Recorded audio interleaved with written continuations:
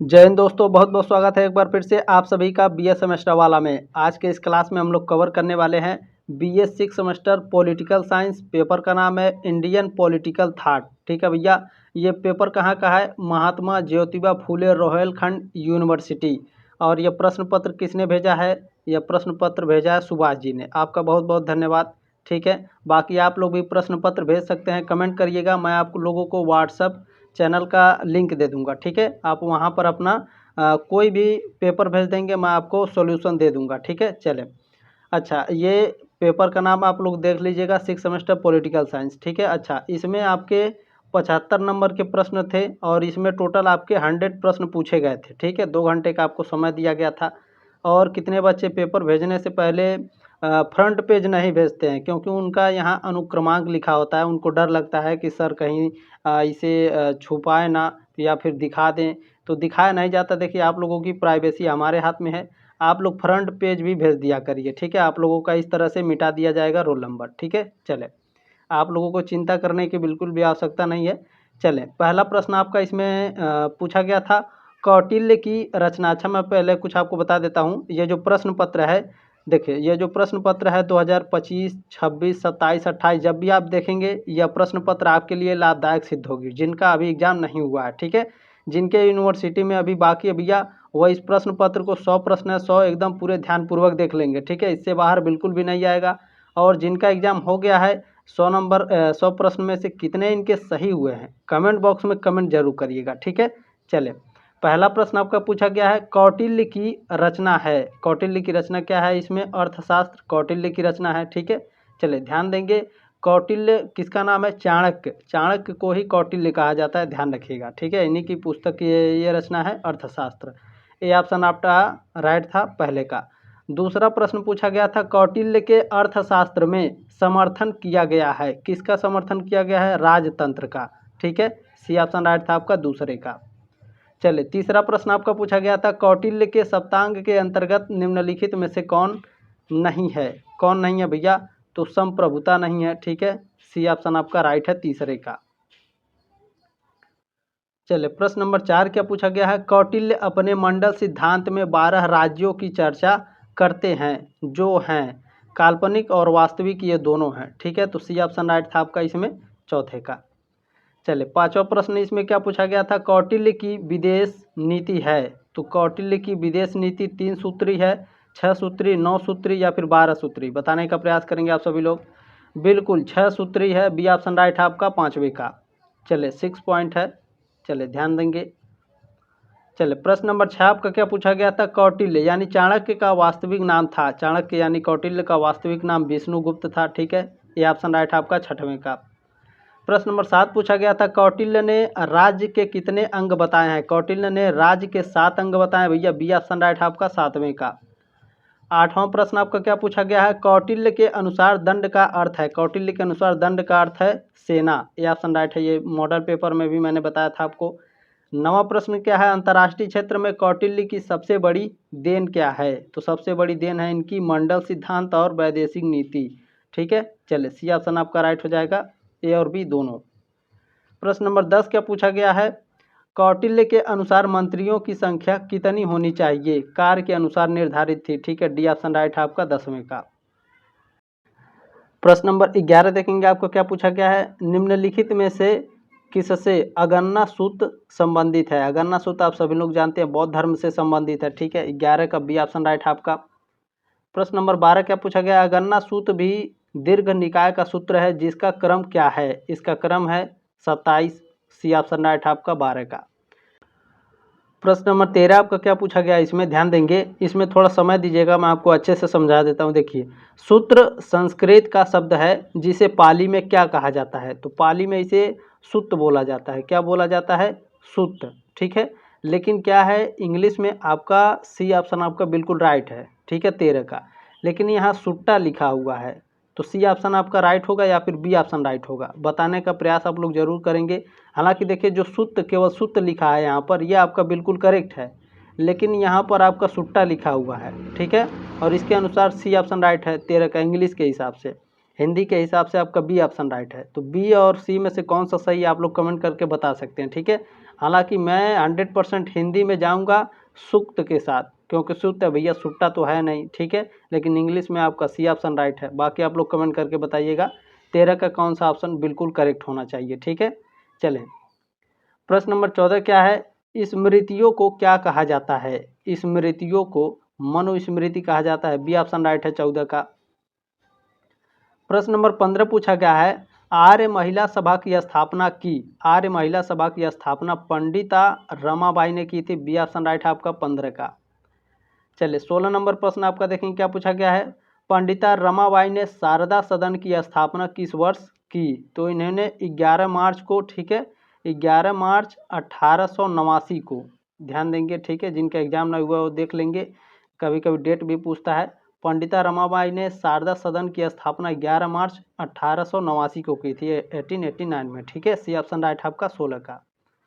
चलिए प्रश्न नंबर 17 देखेंगे क्या पूछा गया। गांधी जी की सत्याग्रह की अवधारणा एक क्या है? नैतिक औजार है, ठीक है। सी ऑप्शन राइट आपका 17 का।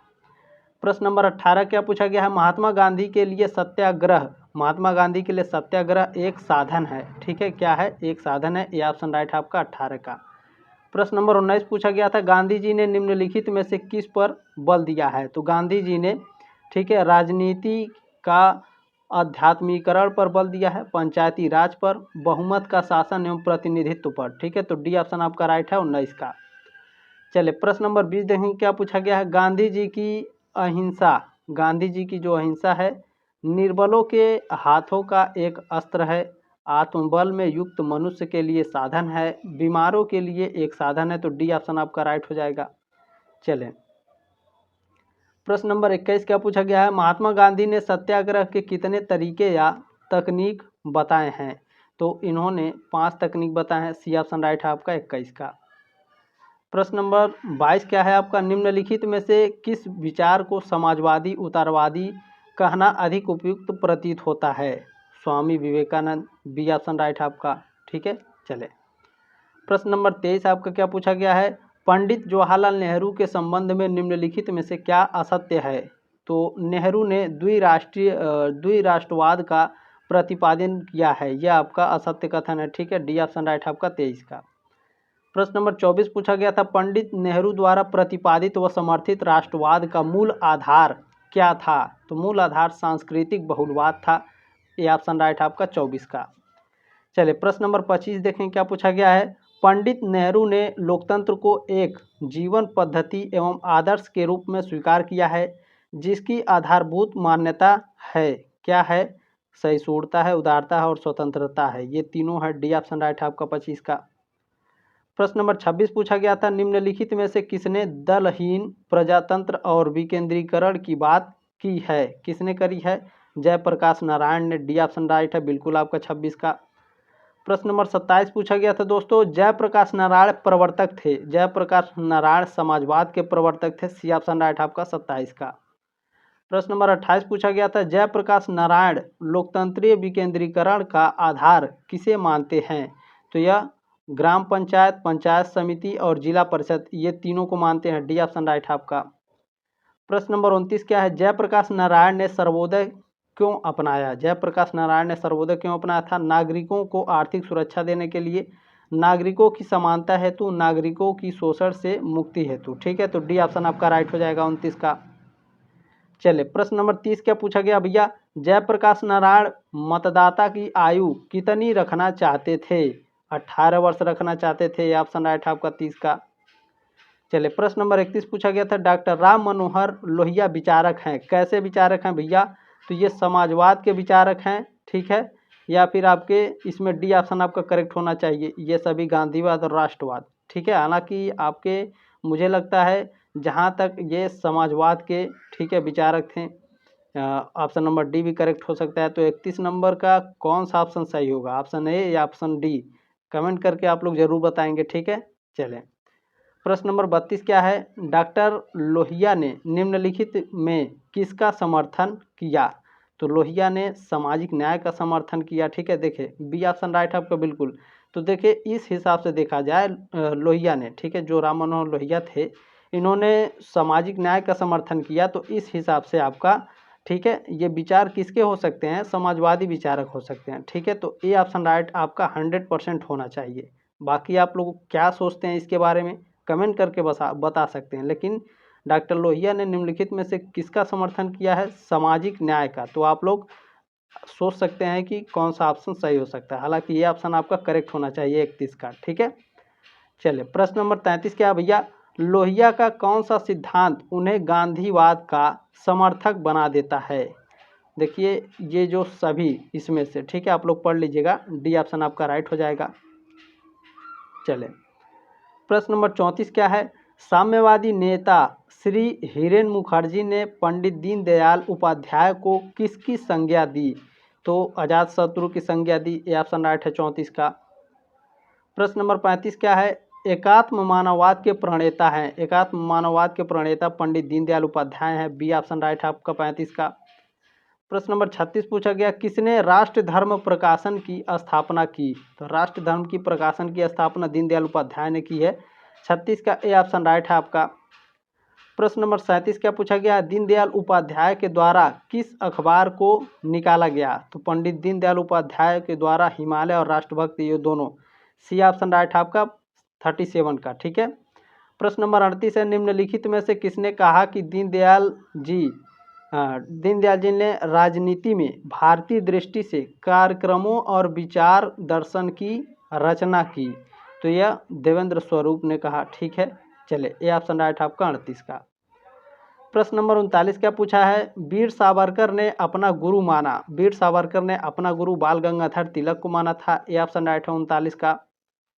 प्रश्न नंबर 40 क्या पूछा गया है? निम्नलिखित में से किस विचारक ने रत्नागिरी हिंदू सभा को स्थापित किया जिसका विलय हिंदू महासभा में कर दिया गया? तो BD Savarkar. C option right है आपका 40 का। प्रश्न नंबर 41 क्या पूछा गया है? किसने कहा कि राजनीति में धर्म के प्रयोग से तानाशाही का जन्म होता है? तो यह डॉक्टर अंबेडकर जी ने कहा था। ठीक है, डी ऑप्शन राइट है आपका 41 का। प्रश्न नंबर 42 पूछा गया था, निम्नलिखित में से कौन डॉक्टर अंबेडकर की रचना है? तो annihilation of caste, state and minority, हम बुद्ध क्यों बना। ठीक है, ये सभी पुस्तकें, ठीक है, ये इनकी है, अंबेडकर जी की। 42 का डी ऑप्शन राइट है। प्रश्न नंबर 43 क्या? डॉक्टर अंबेडकर के जीवन में निम्नलिखित में से किसका प्रभाव पड़ा? तो कबीरदास जी का, फूले का। ठीक है, इन सभी का डी ऑप्शन आपका राइट हो जाएगा। चलिए प्रश्न नंबर 44 है, 44 नंबर, डॉक्टर अंबेडकर के अनुसार राजनीतिक प्रजातंत्र के कितने आधार स्तंभ हैं? तो 4 आधार स्तंभ है। सी ऑप्शन राइट है 44 का। प्रश्न नंबर 45 पूछा गया, मोहम्मद इकबाल की पुस्तक नहीं है। मोहम्मद इकबाल की पुस्तक देखिए, द यूटिलिटी ऑफ इंडिया, ये मोहम्मद इकबाल की पुस्तक नहीं है। The utility of India Pandit Jawaharlal Nehru की पुस्तक है। तो सी ऑप्शन आपका राइट हो जाएगा।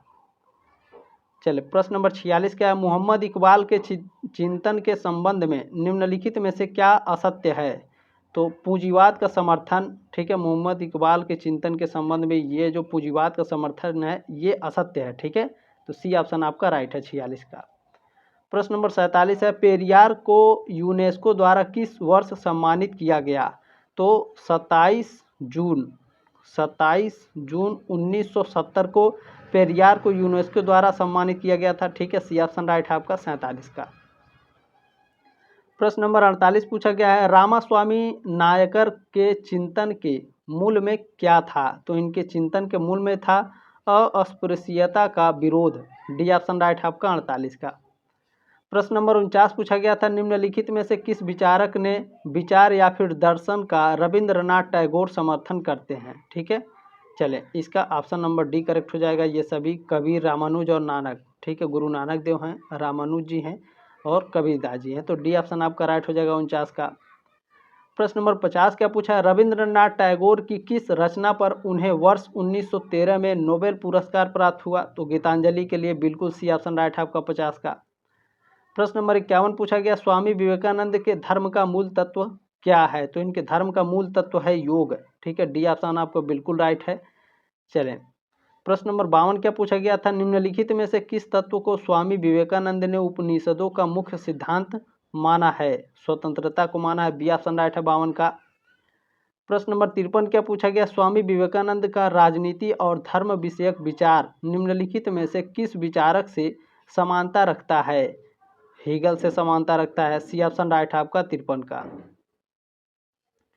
प्रश्न नंबर 54 है 54 नंबर, विवेकानंद के अनुसार हिंदू धर्म की निम्नलिखित में से कौन सी विशेषता नहीं है। कर्मकांड आधारित ये हिंदू धर्म की विशेषता नहीं है, ठीक है। बाकी नैतिकता है, मानवतावाद है और सार्वभौमिकता है। डी ऑप्शन आपका राइट है। चले प्रश्न नंबर 55 पूछा गया था, निम्नलिखित में से किस विचारक ने वेदांतिक विचारधारा का समर्थन नहीं किया है।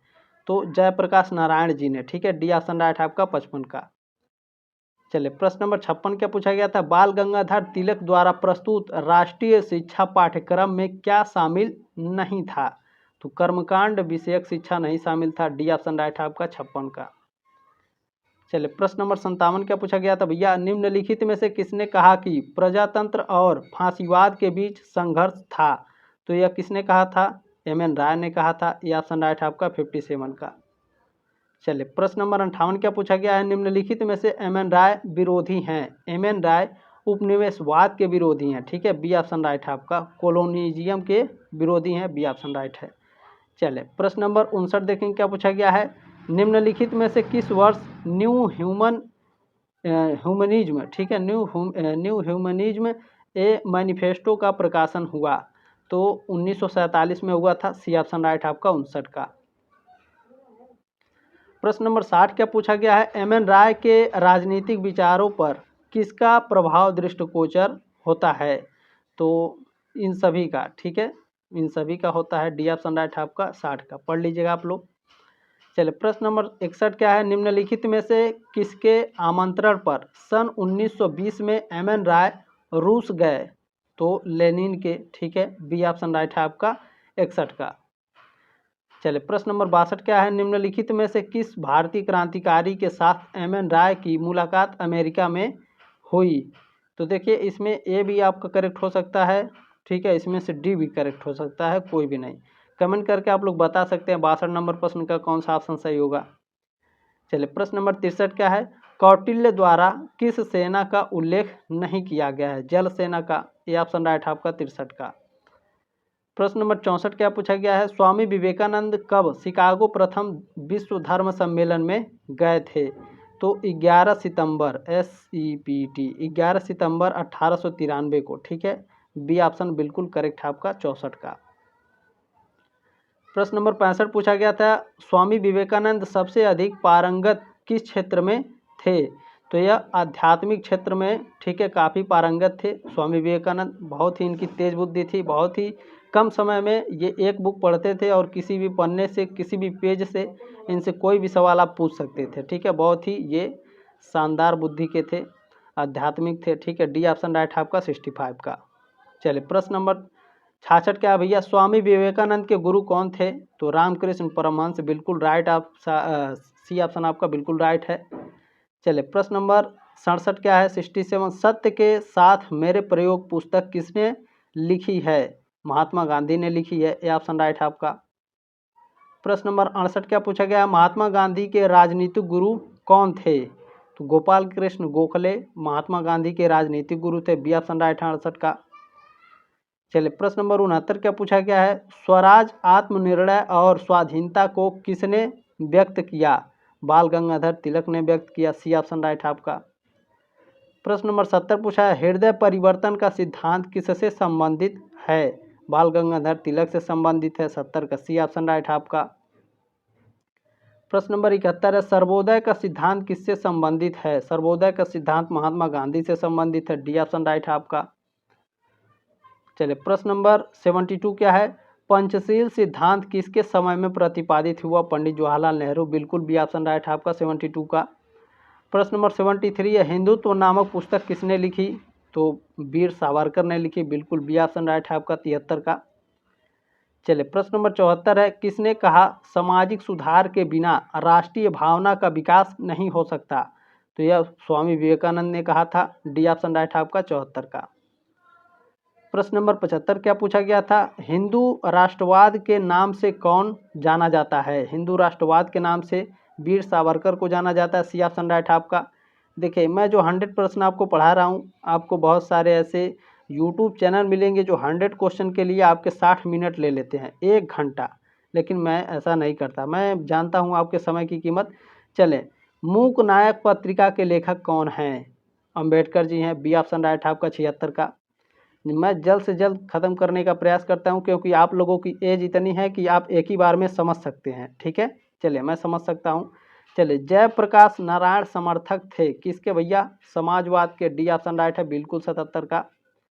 प्रश्न नंबर 78 क्या है? राजा राम मोहन राय निम्नलिखित में से किससे प्रभावित थे? तो भैया देखिए, बेंथम से और माइकियावेली से, इन दोनों में से कोई एक से प्रभावित थे। आप लोग कमेंट करके बता सकते हैं। ठीक है, चलें। प्रश्न नंबर 79 क्या है? निम्नलिखित में से किसने आर्थिक निर्गम का विचार प्रतिपादित किया? दादा भाई नौरोजी ने। सी ऑप्शन आपका राइट है 79 का।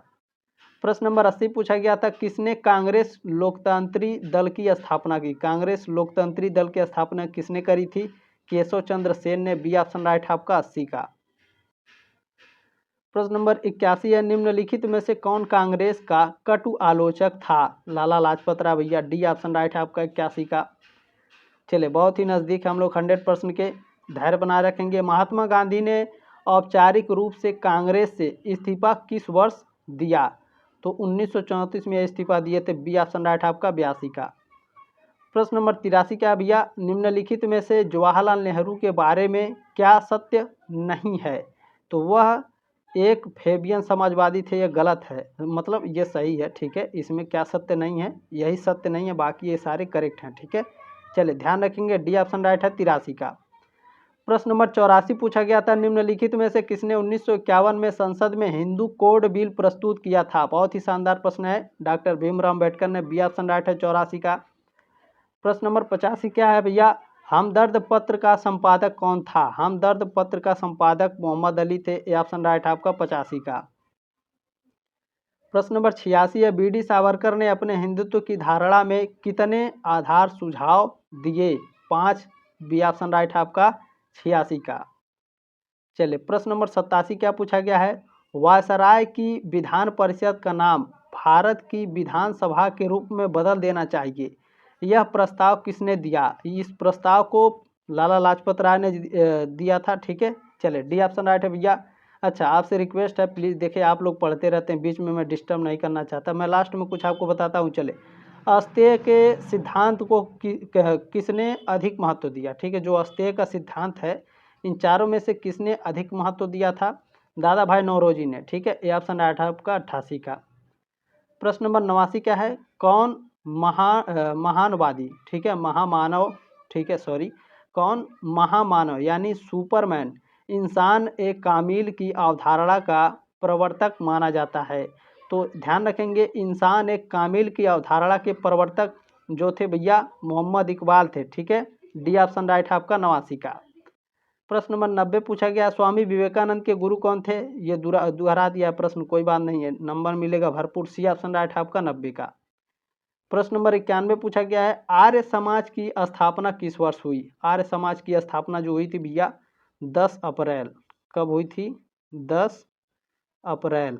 ठीक है, 10 अप्रैल 1975 को आर्य समाज की स्थापना हुई थी। बी ऑप्शन राइट है आपका 91 का।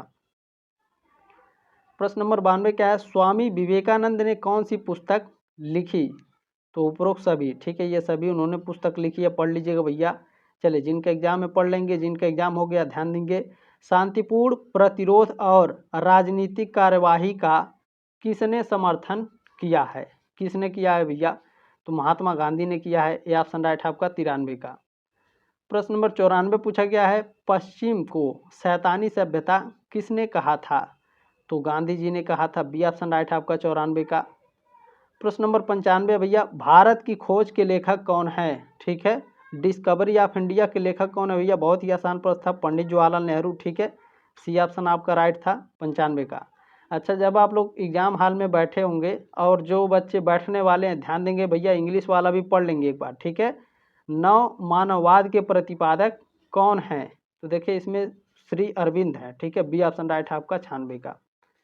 चलें, प्रश्न नंबर 97 पूछा है, मटेरियलिज्म के लेखक कौन हैं? एम एन राय है, बी ऑप्शन राइट आपका 97 का। प्रश्न नंबर 98 है, समाजवाद क्यों पुस्तक के लेखक कौन हैं? तो इस पुस्तक के लेखक जयप्रकाश नारायण है, सी ऑप्शन राइट आपका 98 का। चलिए प्रश्न नंबर 99 क्या है, the future of India politics किसने लिखा है? इस पुस्तक को एम.एन. राय ने लिखा है, सी ऑप्शन राइट आपका। चलिए ये लास्ट प्रश्न है। मैंने कुछ कहा था आपसे कि मैं आपको बीच में डिस्टर्ब नहीं करूंगा। देखिए आपसे रिक्वेस्ट है कि देखिए 87% बच्चे ऐसे हैं जो सब्सक्राइब किए बिना चैनल को देख रहे हैं, वीडियोस को देखते हैं। तो देखिए आप लोग सपोर्ट नहीं करेंगे तो मुझे कोई सपोर्ट करने वाला नहीं है, क्योंकि मैं केवल 6 सेमेस्टर वाले बच्चों को पढ़ा रहा हूँ। ठीक है, तो आपसे रिक्वेस्ट है प्लीज़, एक एक बूथ से घड़ा भरता है, तो प्लीज़ सब्सक्राइब जरूर कर दें। चलें ठीक है। चलें प्रश्न नंबर 100 देखेंगे भैया, आपका क्या पूछा गया है। निम्नलिखित में से कौन सी बात मोहम्मद इकबाल के संबंध में असत्य है? तो देखिए डी ऑप्शन आपका बिल्कुल असत्य है, क्योंकि देखिए जो स्वराज पार्टी की स्थापना हुई थी ये मोतीलाल नेहरू और चित्तरंजन दास जी ने मिलकर करी थी। ठीक है, ये इकबाल जी इनके साथ नहीं थे, तो डी ऑप्शन आपका बिल्कुल राइट है। ठीक है, ध्यान रखेंगे 100 का डी ऑप्शन आपका राइट है। अच्छा, क्लास कैसी लगी कमेंट करके ज़रूर बता सकते हैं। अपना पेपर आप लोग भेज सकते हैं, कैसे? कमेंट करिएगा, मैं आपके कमेंट में व्हाट्सअप का चैनल, ठीक है, लिंक दे दूंगा, आप वहां से ज्वाइन करके आप पेपर भेज सकते हैं। ठीक है, तब तक के लिए जय हिंद, वंदे मातरम।